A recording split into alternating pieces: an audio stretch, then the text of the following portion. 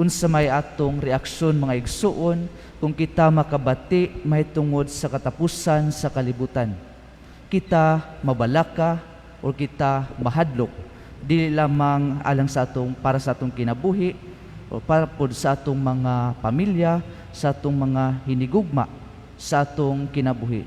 Karon ang atong mga pagbasa, especially karong simanaha, nagahisgot ni mahitungod sa katapusan or the end times sa atong kalibutan. Tungod manggod no nga karon mao ang katapusan nga simana gihapon sa atong liturgical calendar. Kay sunod simana magsugod na ta sa panahon sa Adbyento. Karon sa atong santos nga ebanghelyo mga igsuon aton nabatian nga miingon si Jesus nga pagbantay kamo. Kay naay mga tawo nga magpaila nga sila mao ang Kristo. Dili ba familiar gihapon ni kanato mga igsuon?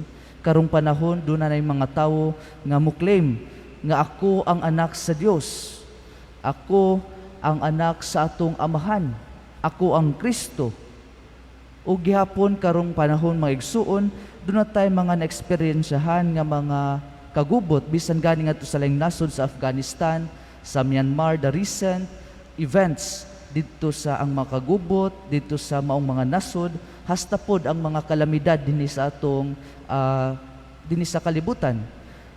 Bisan gani kani karon nga atong ginatubang virus kining krisis karon nga COVID-19. Ug ang ubang mga tawo makaingon nga kaning tanan mga sinyalis na ni nga hapit na matapos ang kalibutan.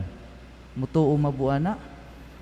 Mga igsuon niingon si Jesus nga tinuod kaning mga butang nga mahitabo dinhi sa kalibutan apan nag-ingon siya nga wala kini magpasabot nga duol na ang katapusan sa panahon.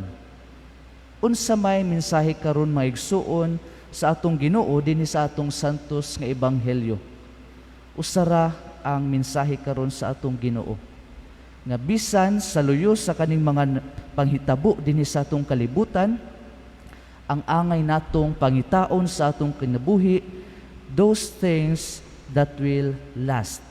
Katong mga butang gyud nga dili mga temporaryo, dili ang mga yutan-ong mga butang, kundili katong mga butang, those things that will really last sa atong kinabuhi.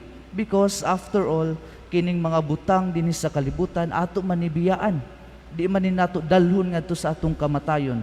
Di man nato dalhon ngadto sa gingharian sa atong amahan. So that's why Jesus is telling us now. He is reminding us that the most important things sa atong kinabuhi, those things that will last, kinahanglan nga maoy atong tipigan diha sa atong kasing-kasing, diha sa atong kinabuhi. Ug kani way lain kundili ang atong Ginoong Hesukristo, ang iyang mga ehemplo nga iyang gihatag kanato samtang dinhi pa siya sa kalibutan. Kay mga igsuon kani nga butang o ang atong Ginoo, kung siya may atong tipigan dinhi sa atong kinabuhi, sa atong kasing-kasing, bisan gayud kung unsang may tabo dinhi sa atong lugar, dinhi sa atong kalibutan, dili na ta mabalaka or dili na ta mahadlok. Bisan tuod kung kita maghisgot mahitungod sa katapusan dining kalibutana, kung naa ang Dios sa atong kinabuhi, wala tay angay kabalakan, wala tay angay kahadlukan. Amen. Palihog manindog.